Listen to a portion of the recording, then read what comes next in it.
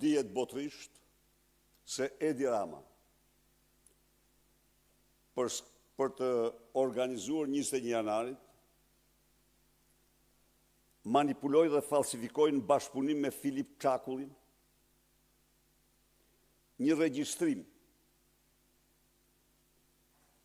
të marrë nga indjeri Dritan Prifti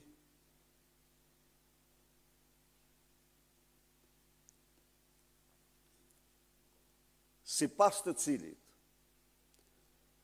Ilir Meta ishte paguar 700.000 euro nga një biznismen që kërkonte të drejtën e tij. Sali Berisha kryeministër, së pari kishte ndigjuar Dritan Priftin ose i ishte kërkuar nga Dritan Priftit që të emronte një detyrë tjetër të transishme, ose përndryshe ka një regjistrim. Fjala ime ishte kjo, nxirre sa po të dalish nga dera e zyrësime. Nxirre. Kjo është e vërteta, unë thop. Kur. Nuk merr dot më kushpeg. Ja çdo lloj ashtu po. E dyta, ka patur një shkresë të firmosur në mos gaboj nga pronari një kompanie që kishte fituar me gjyq, jo nga qeveria, po me gjyq, të drejtën koncesionin e një hidrocentrali. E kishte fituar me gjyq. Qeveria i kishte dhënë një kompanie tjetër. Ky, me gjyq mos gaboj në apel. Dhe ky zotëri shkruante në shkresën e tij se nga mos zbatimi vendimit gjykatës, kompania ime ka humbur 700.000 euro. Dhe Ilir Meta, me qenë se shkresën ja kishte adresuar edhe Ilir Mec, ky biznismeni, me qenë se ishte ministri i tij,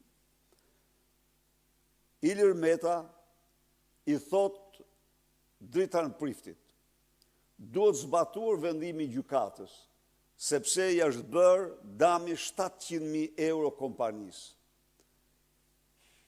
Edi Rama dhe Filip Çakulli marrin fjalë me copy-paste copy-paste me 28 herë në video dhe nxjerrin sikur Ilir Meta i ka thënë se na ka dhënë kemi marrë 700.000 euro. Që këtu,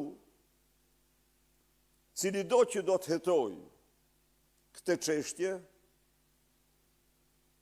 çështje,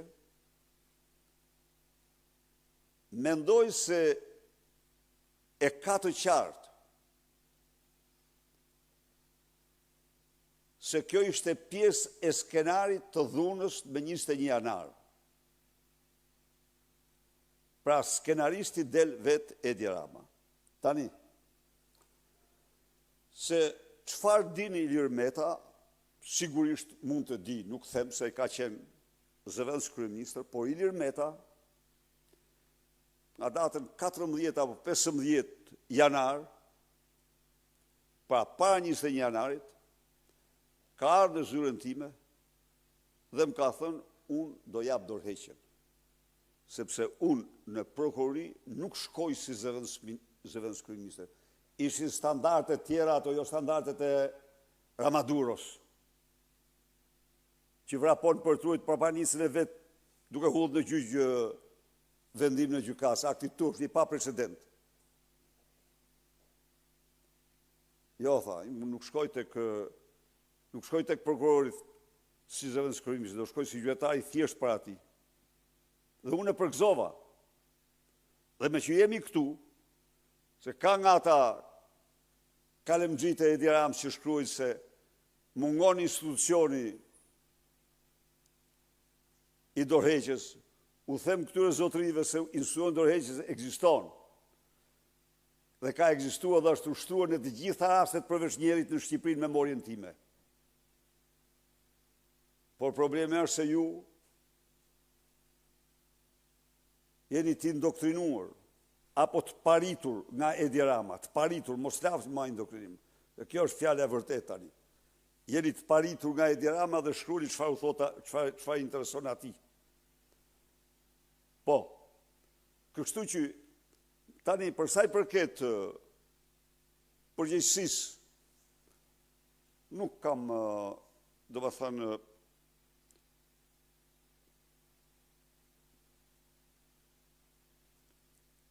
një skenari atill i dhunshëm,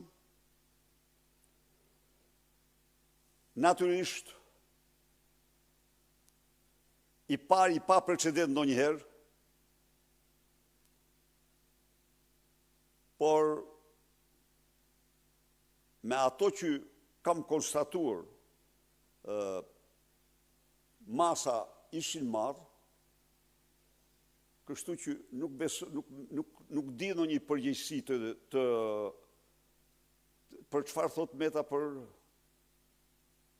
përgjegjësi për vitin e kaluar, sepse nuk ka marrë masa si ish ministri i brendshëm, pavarësisht se ishte njoftuar dhe e dinte skenarin e protestës.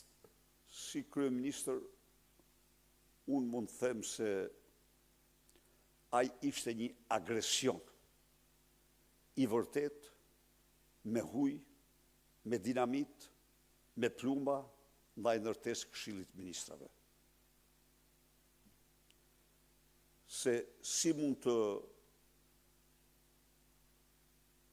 parandalohej një demonstrat që organizohet me gjitha këto, natyrisht edhe mundet, po është një proces jashtëzakonisht më shumë teorik se sa praktik.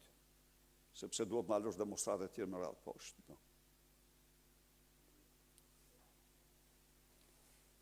Faleminderit.